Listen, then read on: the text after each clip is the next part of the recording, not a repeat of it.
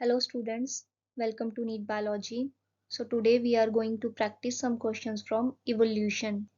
आप जितने ज़्यादा क्वेश्चंस की प्रैक्टिस करेंगे उतने ही आपके टॉपिक क्लियर होंगे और ये सीरीज़ उन सभी स्टूडेंट के लिए है जिन्होंने जस्ट अभी अपनी प्रेपरेशन स्टार्ट की है प्लस उन सब के लिए ये रिवीजन होगा जो अपनी प्रेपरेशन ऑलरेडी कर चुके हैं और 2024 के लिए और ज़्यादा अच्छे से प्रिपेयर कर रहे हैं। तो जब तक आप क्वेश्चंस को सॉल्व नहीं करेंगे तब तक आपको पता नहीं चलेगा कि आपका कंसेप्ट कितना क्लियर है।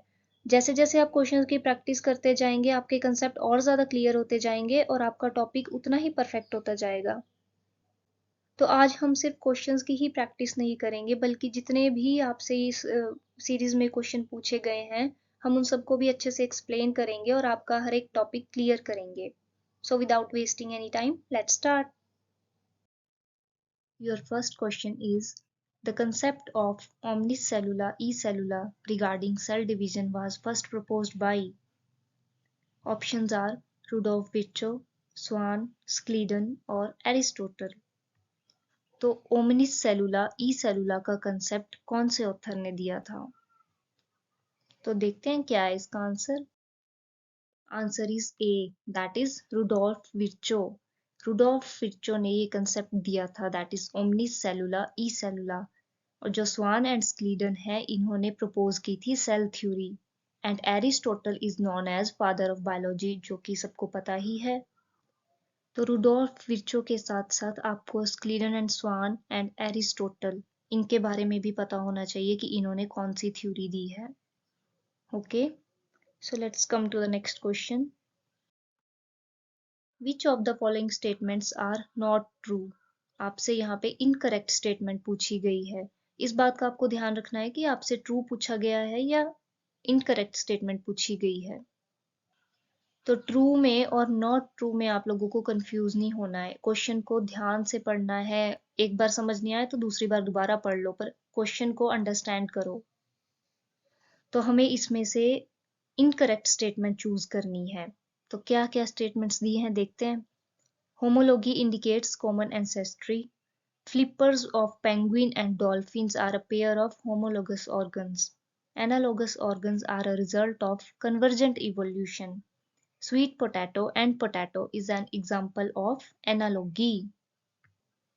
अब देखो, इस क्वेश्चन में जब तक हमें पता ही नहीं होगा कि होमोलोगस ऑर्गन्स क्या होते हैं और एनालोगस ऑर्गन्स क्या होते हैं, तब तक हम इस क्वेश्चन को सॉल्व नहीं कर पाएंगे। So first we have to understand what are homologous organ and what are analogous organ. तो देखते हैं इसका आंसर क्या है। Answer is B, that is flippers of penguin and dolphin.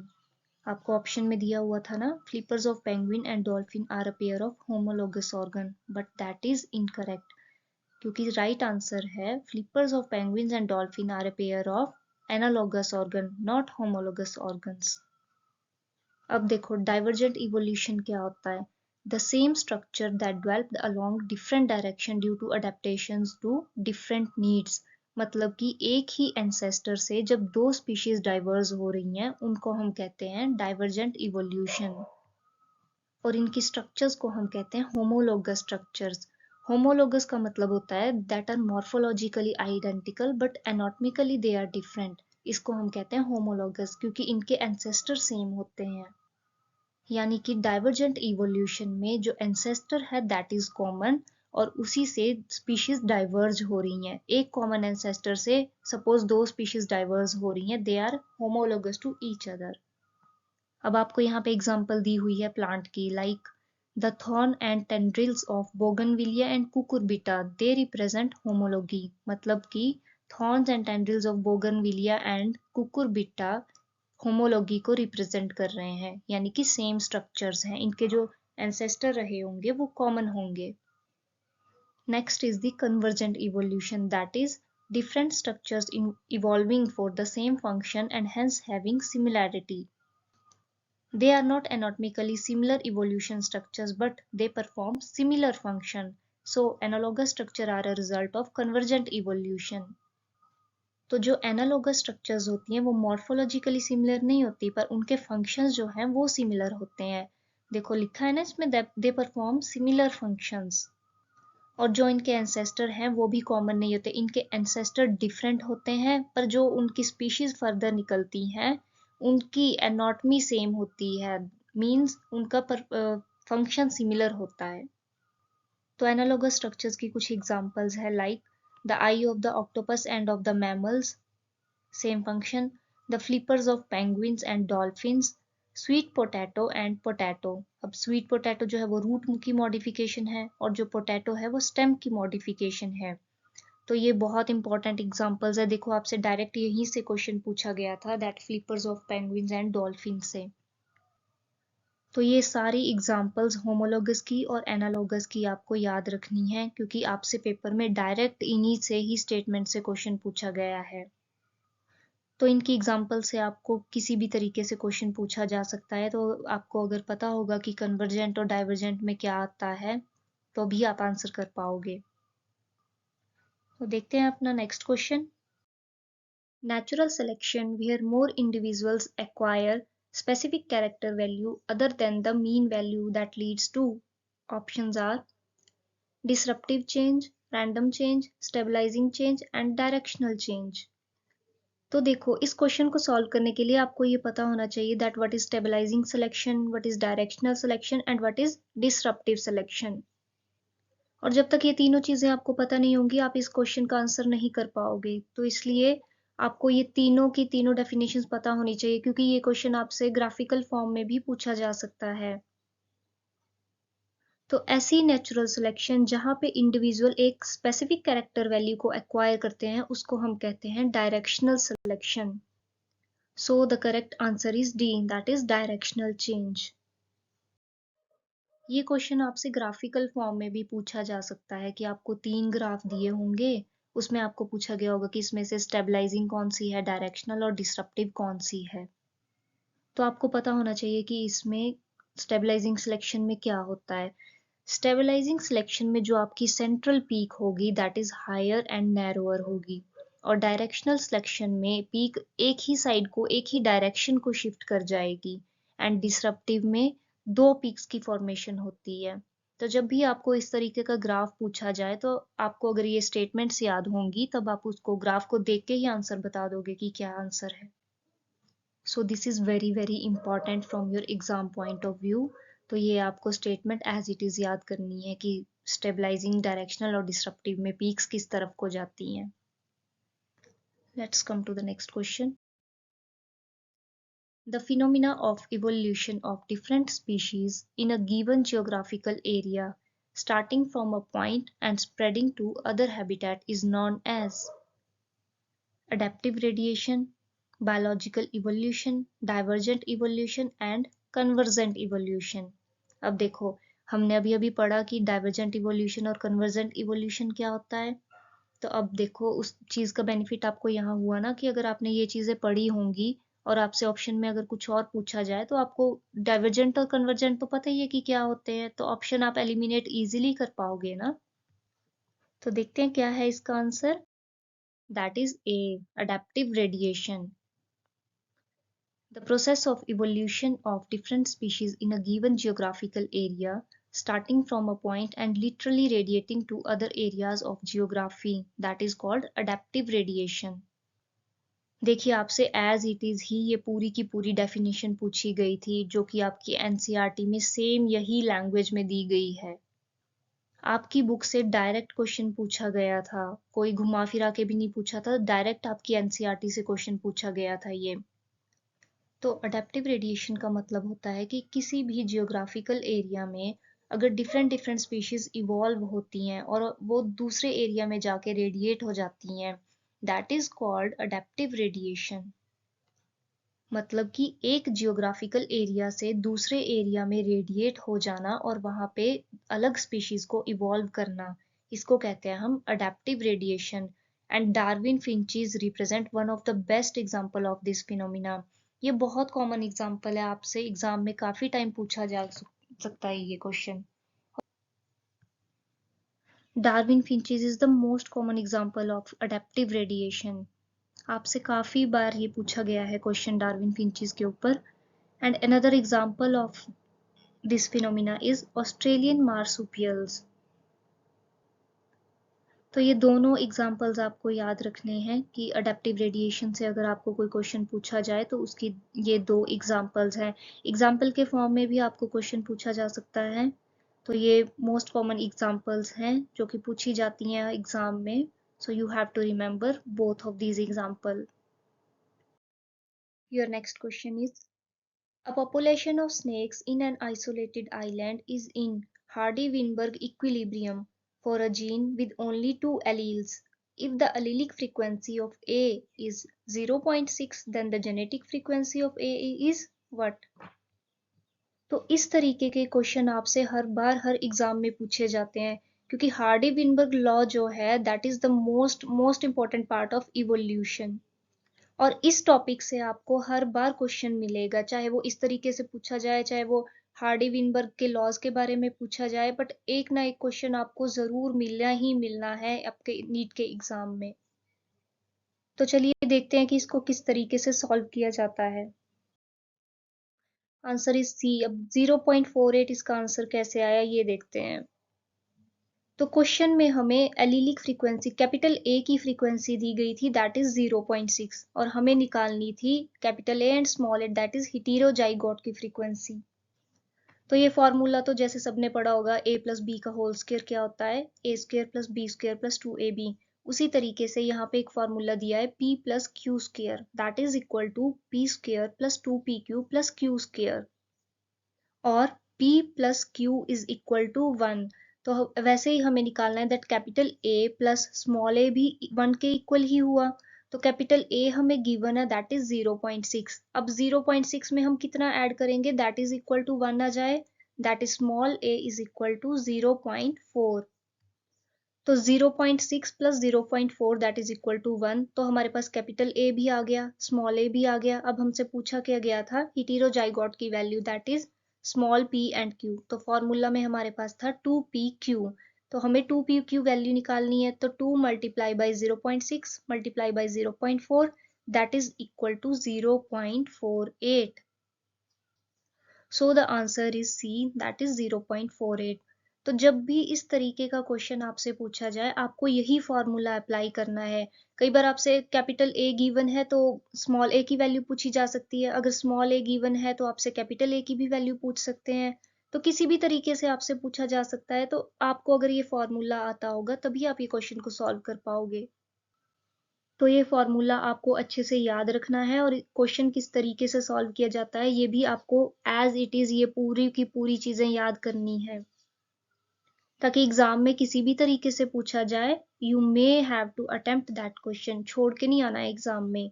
इसके अलावा अगर आपसे हार्डी विनबर्ग के रूल पूछे जाएं या उसके लॉज पूछे जाएं तो वो भी आपको आने चाहिए। देखते हैं वो क्या है। These are the most important 5 factors which are known to affect Hardy-Weinberg law।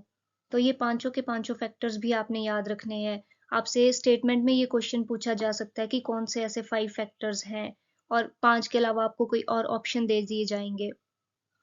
So these are gene migration, genetic drift, mutation, genetic recombination and natural selection। ये हार्डी विनबर्ग लॉ के 5 फैक्टर्स हैं, 5 मेन फैक्टर्स हैं जो आपको याद रखने हैं। ये था हार्डी विनबर्ग लॉ के बारे में। आई होप आप लोगों को समझ आया होगा कि इससे क्वेश्चन किस तरीके से आ सकता है। तो चलते हैं नेक्स्ट क्वेश्चन की तरफ। Which one of the following represent age of fishes?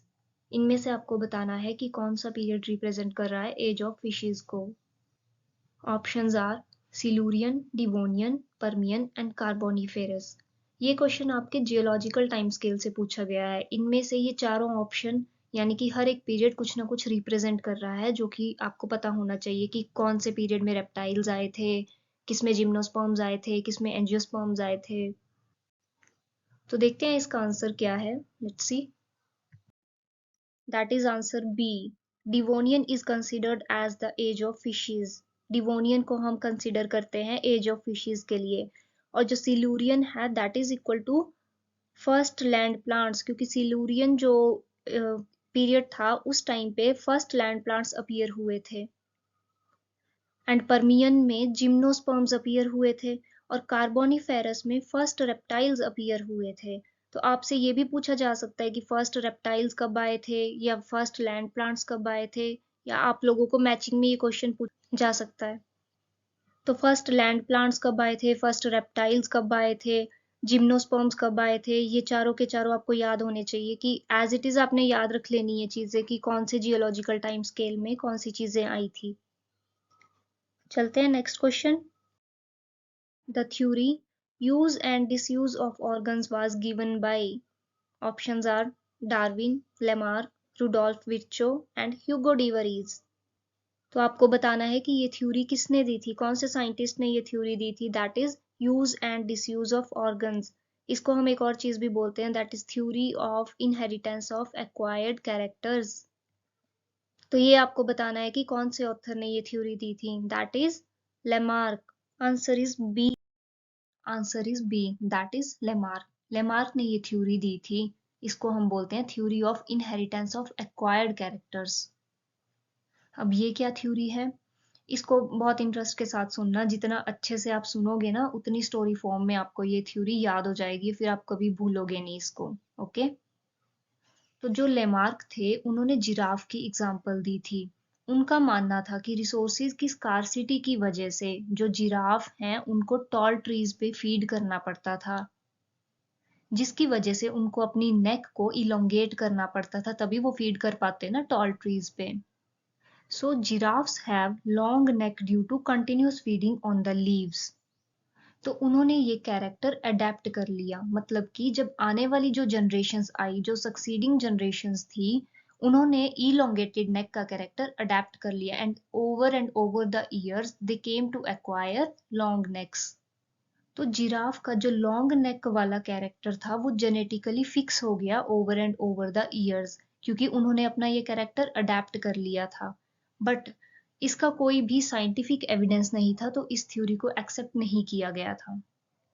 So Lamarck की थ्योरी को सपोर्ट नहीं किया गया due to the lack of scientific evidence. फिर उसके बाद आए डार्विन, अनदर साइंटिस्ट। अब उन्होंने क्या कहा था, उन्होंने थ्योरी दी थी थ्योरी ऑफ नेचुरल सिलेक्शन। उन्होंने भी जिराफ की एग्जांपल दी थी, बट उनका मानना था कि लॉन्ग और शॉर्ट नेक वाले दोनों प्रेजेंट थे due to resources of scarcity. Only long neck feed and survive.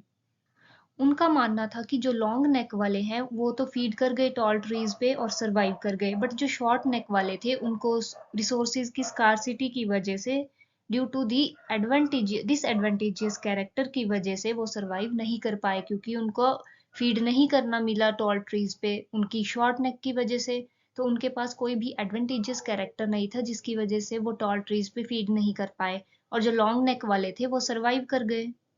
So that is called theory of natural selection that is given by Darwin. अब जो लेमार्क हैं उन्होंने एक और एग्जांपल दी थी केव फिश की। Cave fish as its name indicate, जो fish होगी वो केव में रहती होगी। अब उनके पास क्या था, आईज तो थी, बट केव में रहने की वजह से जो over and over the years जो नेक्स्ट जनरेशन्स आई उनके पास आईज ही नहीं थी, उनकी जो आईज थी वो डीजनरेट हो गई। That is called the theory of use and disuse of organs. मतलब केव फिश के पास आइज तो थी, बट केव में रहने की वजह से उनके उस ऑर्गन का यूज ही नहीं हुआ, और जब वो ऑर्गन हमने यूज नहीं किया तो आने वाली जनरेशन में वो ऑर्गन जो है वो डीजनरेट हो गया। तो इसको कहते हैं हम theory of use and disuse of organs. So तो ये थी ये दोनों थ्योरीज जो कि आपको अच्छे से याद हो गई होंगी। आई होप सबको समझ आया होगा। तो ये दोनों एग्जाम्पल्स आपने याद रखनी है, आपसे पेपर में किसी भी फॉर्म में क्वेश्चन पूछा जा सकता है, हो सकता है आपको एग्जाम्पल से ही क्वेश्चन पूछा जाए। सो आपको ये दोनों एग्जाम्पल्स अच्छे से याद करनी है। Okay, next question. A hominid fossil discovered in Java in 1891, now extinct, having cranial capacity of about 900 cc was. Options are Homo erectus, Neanderthalis, Homo sapiens and Australopithecus. तो यहाँ पे आपको स्पीशीज के बारे में बताना है जिनकी क्रेनियल कैपेसिटी 900 सीसी थी and they were discovered in Java in 1891। So the answer is A, that is homo erectus. देखते हैं क्या है। देखो answer is A, Fossils discovered in Java in 1891 revealed the next stage, that is Homo erectus about 1.5 million years ago. Homo erectus had a large brain around 900 cc and Homo erectus probably ate meat. तो देखो बच्चों, ये तीनों की तीनों lines direct आपकी NCERT से ली गई हैं। आपको ये भी पूछा जा सकता था कि कितने मिलियन ईयर्स एगो पहले होमो इरेक्टस आए थे, that is 1.5 million years ago. और वो क्या खाते थे? दे एट मीट, और उनकी क्रेनियल कैपेसिटी कितनी थी? 900 cc. Next question, according to Hugo de Vries the mechanism of evolution is phenotypic variations, saltation, multiple step mutations और minor mutation. So ह्यूगो डी वरीज ने जो इवोल्यूशन दिया था मैकेनिज्म का, क्या था वो? That is B, saltation. अब देखो इन दोनों में आपको कंफ्यूज नहीं होना है, जो डार्विन ने इवोल्यूशन दिया था और जो ह्यूगो डी वरीज ने दिया था। Evolution for Darwin was gradual and Hugo de worries ने जो म्यूटेशन दिया था that is called saltation, and इसको हम बोलते हैं सिंगल स्टेप लार्ज म्यूटेशन। आपको ऑप्शन में मल्टीपल स्टेप भी था ना, तो कंफ्यूज नहीं होना इन दोनों चीजों में, that is single step large mutation. Next question, genetic drift operates in, ये बहुत इंपॉर्टेंट क्वेश्चन है, इसको ध्यान से सुनना और ध्यान से समझना। Options are small isolated populations, large isolated populations, non reproductive populations and slow reproductive population. So the answer is A, that is small isolated population. तो अब आपको ये पता होना चाहिए that what is genetic drift, तभी आप आंसर कर पाओगे ना किसी भी क्वेश्चन का। तो अगर मैं आपको सिंपली समझाऊं तो आप ये समझ लो कि किसी भी कोई भी एक आइलैंड है, वहां पे बहुत सारी पॉपुलेशंस रहती हैं। अब उसमें से एक छोटी सी पॉपुलेशन अलग चली जाती है, किसी दूसरी जगह पे चली जाती है और अपनी एक अलग पॉपुलेशन बना लेती है, मींस एक नई पॉपुलेशन बना लेती है, तो उसको हम कहेंगे जेनेटिक ड्रिफ्ट। तो और उस पॉपुलेशन में क्या होगा? नए जीन्स आएंगे, नए अलील्स आएंगे और जो ओल्ड पॉपुलेशन से लॉस्ट हो जाएंगे, तो new genes are added to the new population. इसी चेंज को हम कहेंगे जेनेटिक ड्रिफ्ट। और जो पॉपुलेशन अलग जाके एक अपनी नई पॉपुलेशन बना लेती है, उसको हम कहते हैं फाउंडर इफेक्ट। तो आपसे फाउंडर इफेक्ट के बारे में भी क्वेश्चन पूछा जा सकता है कि क्या होता है फाउंडर इफेक्ट, या फिर आपसे इस तरीके से पूछा जाएगा कि कौन सी ऐसी पॉपुलेशन है जो अलग जाके अपनी एक न्यू पॉपुलेशन बना लेती है, अलग से माइग्रेट हो जाती है, तो उसको क्या बोलते हैं? That is called founder effect. So genetic drift is very important concept for your exam. आपसे एग्जाम में हमेशा आपको इससे क्वेश्चन कोई ना कोई जरूर मिलेगा, चाहे वो डेफिनेशन पे हो या फाउंडर इफेक्ट पे हो, और स्टेटमेंटल क्वेश्चन भी पूछा जा सकता है। तो आपको ये याद रखना है, ये सारी चीजें याद करनी है। So that's all. I hope आप लोगों को कुछ समझ आया होगा, आप लोगों को कुछ इन्फॉर्मेशन गेन हुई होगी इस वीडियो से। So thank you so much, मिलते हैं नेक्स्ट वीडियो में।